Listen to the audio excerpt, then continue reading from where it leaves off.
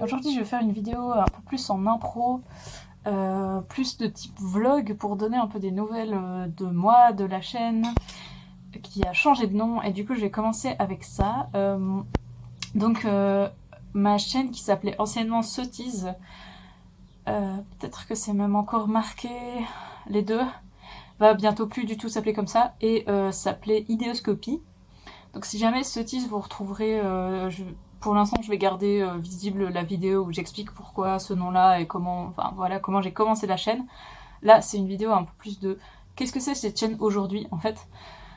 Donc je l'ai appelée Idéoscopie, idéo, les idées en gros, et scopie c'est regarder, regarder à travers. Je crois que c'est ça. À vrai dire, j'ai choisi le nom il y a plusieurs semaines et j'ai un peu oublié.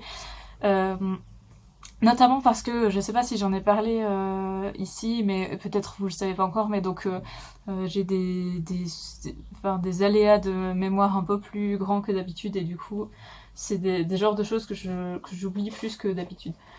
Euh, Bref. Donc, euh, l'idée dans Idéoscopie, c'est regarder à travers les idées. En gros, j'avais envie de préciser un peu plus ce que je fais ici et ce que je veux faire. Donc, en gros, je veux réfléchir avec vous et devant vous et faire de la vulgarisation plutôt militante, d'où idée justement, ce côté idéologique en quelque sorte. Euh, mais pas que, c'est aussi juste partager des idées que j'ai sur des choses. Voilà. Euh, comme vous le savez pour l'instant, enfin vous le savez ou pas, mais donc pour l'instant je suis dans une grosse série de tutos pour ne pas aller moins bien ni se suicider. C'est un gros projet pour moi, c'est quelque chose qui me tient fort à cœur et j'ai pas le temps de le préparer correctement pour l'instant, donc j'ai un peu mis de côté ces vidéos-là, mais ça reviendra et j'espère vraiment que cette série pourra aider des gens. Et il paraît qu'elle est déjà un peu utile, donc voilà. Euh, Ça, c'est vraiment quelque chose qui me tient très fort à cœur et qui tourne autour de ma conscientisation des enjeux validistes. Donc, la norme valide étant celle des personnes qui n'ont aucun handicap, euh, qui soit physique ou mentaux. Et, euh, et aussi, donc non seulement le fait de ne pas penser à ce que peuvent vivre des personnes ayant des handicaps, mais aussi à ne pas se rendre compte de la dimension sociale du handicap, puisque en fait, comme on dit souvent, genre s'il y a des accès en chaise roulante, une personne en chaise roulante elle est plus autant handicapée.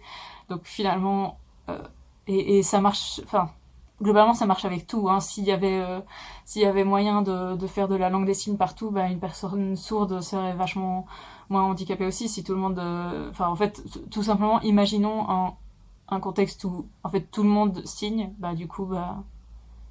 après il y a la surdité c'est pas que le fait de pas entendre ce que les gens disent en parlant, et on peut être sourd et comprendre ce que les gens disent en faisant notamment de la lecture labiale, peu importe. Bref, l'idée c'est aussi de réfléchir à la dimension politique du handicap et en l'occurrence en ce qui me concerne plus des aspects mentaux autour de la dépression.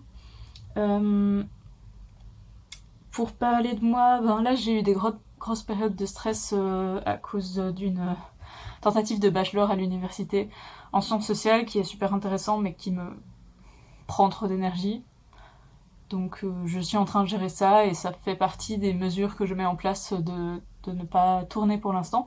D'autant plus que j'ai un autre projet en cours qui est le fait de présenter un talk TEDx à Genève, en Suisse, sur la sexualité et l'aromantisme, donc L apostrophe asexualité et aromantisme. J'ai prévu, de toute façon, euh, en fait, ce que je vais très probablement, c'est tourner une vidéo ou mettre ce que j'ai déjà tourné pour me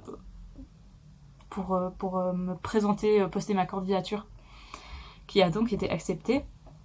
Donc, fin de ce mois-ci, de juin 2022, je vais présenter voilà, ce sujet devant des gens.